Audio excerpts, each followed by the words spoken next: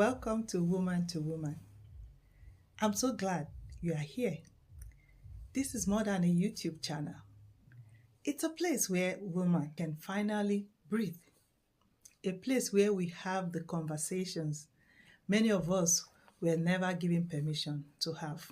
The conversations about our marriages, our relationships, our bodies, the changing hormones, our faith, our children, careers, disappointments, our dreams, our healings, our identity, and the woman we are still becoming. Because the truth is, life has a way of changing us. Sometimes quietly, other times suddenly. Sometimes through seasons we never saw coming. And somewhere along the line, many women begin to wonder, what happened to me? Why don't I feel like myself anymore? Will I ever feel whole again? If you ever ask yourself those questions, I want you to know something. You are not alone, and there is nothing wrong with needing a safe place to pause, to reflect, to learn, and to heal. So, wherever you are joining me from, whether you are folding laundry, driving home, sitting in your office, or enjoying a quiet cup of tea, thank you for spending this time with me, an author, a therapist, and a coach, and mostly importantly, a woman who believes that healing is possible. Every Wednesday, we'll explore the psychology behind what we are experiencing, the stories we've been carrying, and the practical steps that help us heal, grow, and become the woman we were created to be. So take a deep breath, settle in, and let's have a conversation. Once again, welcome to Woman to Woman. Woman to Woman, let's talk. I want to begin by asking you a question, and I don't want you to answer it too quickly. Can you love again after your heart has been broken? Not just love somebody, but truly open your heart again. Can you trust again? Can you be vulnerable again? Can you believe that love can feel safe again? For some of you, that question may bring tears to your eyes because your heart wasn't broken overnight.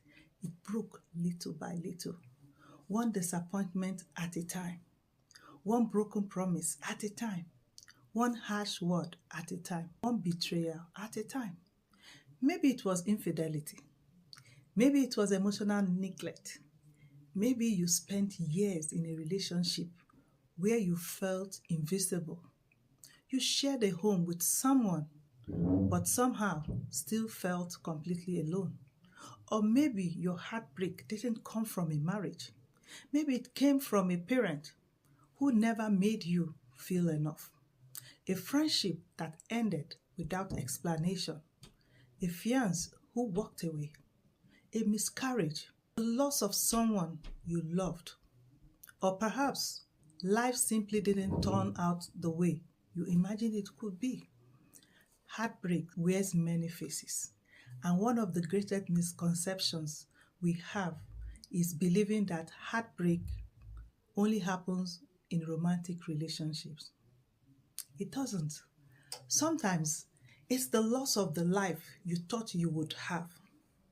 Sometimes it's grieving the woman you used to be before illness, before menopause, before caregiving, before burnout, before everyone else's needs became more important than your own. So as a therapist, I've learned that heartbreak is not only about losing someone. Sometimes it's about losing part of yourself. Yes, your confidence, your peace, your laughter, your sense of safety, your ability to believe that tomorrow can be better than today. And if that's where you find yourself today, I want you to hear me carefully. You are not weak. You are not too emotional.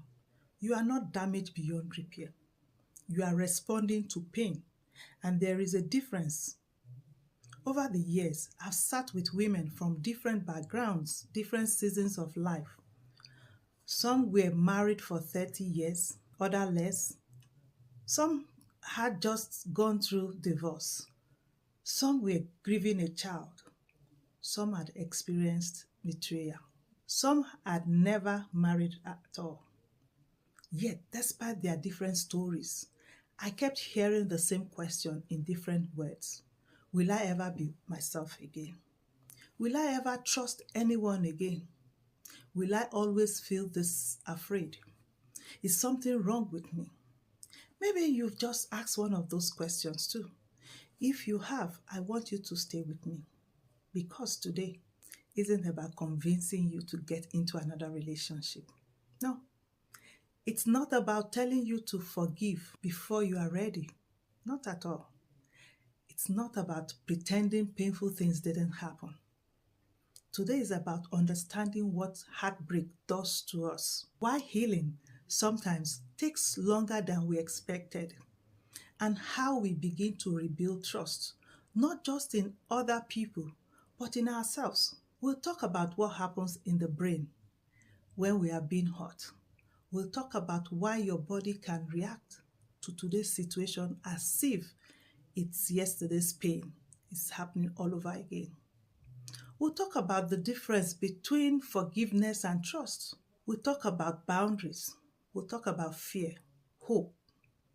And by the end of our conversation today, my prayer is that you walk away with something many women lose after heartbreak.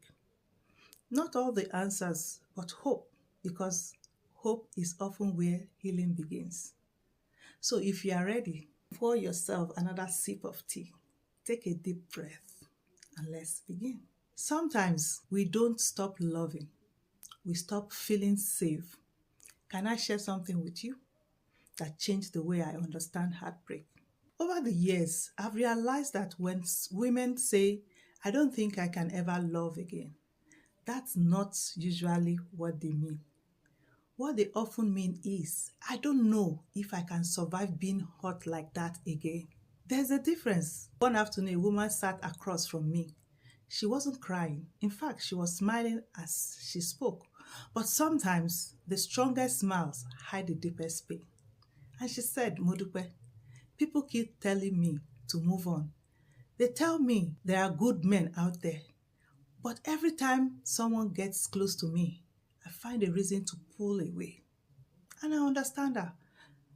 I tell myself, they are moving too fast. They are too good to be true. Or they are eventually going to leave anyway. Then she looked at me and clearly asked, what's wrong with me? Maybe you've asked yourself that question too. Maybe not out loud, maybe only in the quiet moments when no one else is around. Why do I keep pushing people away? Why do I panic when someone gets close to me? Why do I expect the worst, even when nothing is wrong? If that's you, let me reassure you, there may not be anything wrong with you. There may be something that happened to you. And understanding that difference can change everything. One of the brain's most important jobs is to keep us safe. It's constantly asking, is this familiar? Have we been here before? Could this hurt us? That's why if you've ever touched a hot stove, you don't have to think twice before pulling your hand away the next time. So your brain remembers. It has learned that relationships work in a similar way. If love has repeatedly been followed by betrayal, if vulnerability has been met with rejection, if honesty has been punished, if your needs have been ignored, your brain begins to connect closeness with danger. Not because you are weak, not because you are dramatic, not at all, but because your mind and body are trying to protect you. This is where psychology helps us to understand something many women blame themselves for. Our nervous system doesn't always distinguish between the past and the present. Sometimes it simply recognizes a familiar feeling. That's why a simple sentence from your partner can make your heart race, not because of what they said, but because of what it reminds your body of. Have you ever found yourself overthinking a text message, reading it once, then again, looking for a hidden meaning that may not even be there. Or maybe someone didn't answer your call. Within minutes, your mind starts telling a story. They're upset with me. I've done something wrong. They are pulling away. And later, you discover their phone battery died. They were in a meeting. They fell asleep. Can you relate? Or maybe your husband says, "Can we talk later?" Immediately, your stomach tightens. Your mind starts racing. What did I do? Is he angry? Is something wrong? By the time he gets home, you've imagined 10,000 different conversations that never happened. If you've ever done that, you are not alone. And you are certainly not the only woman who has wondered why her body reacts before her mind has all the facts. There's actually a reason for that. Our emotional brain responds much faster than our thinking brain. Before logic has a chance to weigh the evidence, your nervous system is already asking, "Am I safe?" That's why healing isn't simply about positive thinking. You can't get a frightened nervous system to just relax. It needs repeated experiences of safety. This is one reason healing takes time. It's not because you are falling. It's because trust, whether in yourself or in someone else, is built through consistent experiences, not wishful thinking. I often tell women that healing isn't forgetting. Healing is remembering what happened without feeling like you are reliving it. That's very different. You may always remember the betrayal. You may always remember the divorce papers. You may always remember the phone call that changed everything. Healing doesn't erase those memories. It changes the power they have over your life. And that's good news because it means your future doesn't have to be held hostage by your past. Now let me ask you something. Have you built walls or have you built healthy boundaries? At first glance, they can look exactly the same. Both keep people at a distance, but they are very different. A wall says no one gets in. A boundary says the right people are welcome, but unhealthy behavior is not. Walls are built from fear. Boundaries are built from wisdom. One keeps everyone out. The other protects what matters most. There's a difference, and learning that difference is one of the most important parts of healing. So before we talk about trusting someone else again, I think we need to talk about something even more important. How do you learn to trust yourself again? Can I tell you something that has stayed with me over the years? I've met women who could spot unhealthy relationships from a mile away. They could tell their daughters, "You deserve better than that." They would encourage a friend to leave a relationship where she was constantly disrespected. They could see the warning signs so clearly when it was someone else's life. But when it comes to their own, everything became blurred. Have you noticed that? Sometimes we are incredibly compassionate towards other people, yet incredibly critical of ourselves. One woman said something to me that I don't think I will ever forget. She looked at me with tears in her eyes and said, "Modupe, I don't think I will ever trust myself again." I asked her why. She said, "Because I missed all the signs. I ignored my intuition. Everyone else saw it before I did. How could I have been so stupid?" My heart broke for her. Not because she had been betrayed, but because somewhere along the journey, she had made herself the villain of her own story. Maybe you've done that too. Maybe you've replayed conversations in your mind. "I should have known. Why didn't I leave sooner? How did I miss that? What's wrong with me?" Can I gently challenge that today? What if you weren't foolish? What if you were hopeful? There's a difference. Hope isn't stupidity. Love isn't stupidity. Believing someone's words isn't stupidity. Wanting your marriage to work isn't stupidity. Praying your family could heal isn't stupidity. Sometimes we judge our past selves using information we didn't have at the time. We look back with today's wisdom and criticize yesterday's decisions. But your younger self didn't know what you know now. She made the best decision she could with the information, experience, and emotional resources she had. So she deserves compassion, not condemnation. You know, one of the things we talk about in psychology is self-compassion. Research has consistently shown that people who practice self-compassion are often more resilient after failure and adversity than those who constantly criticize themselves. Why? You may ask. Because shame keeps us stuck. Compassion helps us to grow. Think about a child learning to walk. When she falls, we don't stand over her and say, "What's wrong with you? You've fallen again." No, we don't do that. We pick her up. We encourage her. We celebrate the next step.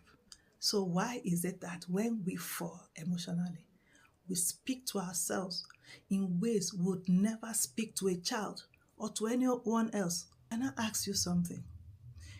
If your closest friend came to you today and said, "I stayed too long in that relationship," would you call her stupid? Would you tell her she deserved what happened? Would you say, "Well, that's your fault"? Of course not. You'd properly hug her. You remind her how much she loved, how hard she tried, how much she hoped things could change. So why is it easier to extend grace to everyone else than it is to you? Sometimes the hardest person to forgive isn't the one who hurt us, it's ourselves. And that's a conversation we don't have often enough. I've learned that healing isn't only about forgiving the people who wounded us. Sometimes healing is looking in the mirror and saying, "I forgive myself for not knowing then what I know now. I forgive myself for believing promises that weren't kept. I forgive myself for confusing potential with reality. I forgive myself for staying longer than I should have." Because guilt keeps asking, "Why did you stay?" Healing begins asking, "What were you hoping for?" Do you hear the difference? One question accuses, the other seeks understanding. One produces shame, the other produces compassion. And compassion creates room for change. Now, does this mean we ignore the red flags? Absolutely not. Healing doesn't mean becoming naive. In fact, healthy healing makes you more discerning. You stop confusing chemistry with compatibility. You stop mistaking attention for commitment.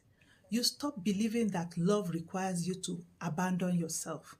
You learn that peace is just as important as passion. Respect is just as important as romance. Consistency is just as attractive as charisma. Because here's something I've noticed over the years. Healthy love often feels quieter. Not because it's boring, but because it's safe. It doesn't keep you guessing. It doesn't leave you constantly anxious. It doesn't make you earn your worth every single day. No. And for women who have lived in survival mode, peace can actually feel unfamiliar. Some women mistake calm for lack of chemistry. Not because they don't want peace, but because they have not lived that life before. And our brains naturally gravitate towards what's familiar, even when it's unhealthy. That's why healing is more than changing who you date. It's changing what feels normal. It's teaching your heart that love doesn't have to hurt to be real. And that's where learning to trust yourself begins. Not by believing you will never make another mistake, but by believing that if something isn't healthy, you will listen to yourself sooner. You will honor your boundaries. You will pay attention to the discomfort instead of explaining it away. You choose peace over pretending because confidence isn't believing you'll never get hurt again. Confidence is knowing if I do get hurt, I trust myself to respond differently. That is a woman who is healing. So let's come back to the question we started with. Can you love again after your heart has been broken? My answer is yes, but maybe not in the way you think. Because healing isn't about finding another person as quickly as possible. It's about becoming someone who no longer believes she has to abandon herself to be loved. Can I tell you something I've observed over the years? Some women are so afraid of being alone that they lose themselves trying to keep a relationship alive. Others become so afraid of being hurt again that they convince themselves they don't need anyone. One woman chases love, the other avoids it. But both are making decisions from fear. It really invites us into something different. It invites us in to make decisions from wisdom, not fear, not loneliness, not guilt. Wisdom. You know, one of the healthiest questions I encourage women to ask isn't, do they love me? It's, who am I becoming in this relationship? That's a very different question because sometimes we are so busy evaluating another person's behavior that we forgot to notice what the relationship is doing to us. Are you becoming more peaceful or more anxious? More confident or more insecure? More of yourself or less of yourself? Healthier relationships don't require you to disappear. Not at all. They give you room to grow. I often tell women that love should never require you to shrink to fit into someone else's comfort. If you are constantly editing yourself, walking on eggshells, afraid to express your needs, or apologizing for having emotions, that's not emotional safety. That's emotional survival. And surviving is not the same as living. Maybe you've become so used to surviving that you've forgotten what peace feels like. You answer everyone's call, but nobody asks how you are really doing. You remember everyone's birthday, but no one remembers that you are exhausted. You keep the family together. You keep smiling at work. You keep showing up at church. You keep saying, I'm fine, but deep inside, you are carrying a sadness you've never given yourself permission to name. If that's you, I want you to know something today. You don't have to earn rest. You don't have to earn kindness. You don't have to earn love. You are worthy because of who you are, not because of how much you do for everyone else. And maybe that's where healing begins. Not with another relationship, but with the relationship you have with yourself. And you become the woman who listens to her own needs, who believes her own intuition, who keeps the promises she makes to herself, who no longer apologizes for having healthy boundaries. Because every time you ignore your own voice, you teach yourself that your needs don't matter. Every time you honor your own values, you rebuild trust with yourself. Healing isn't built in one grand moment. It's built in small decisions repeated consistently.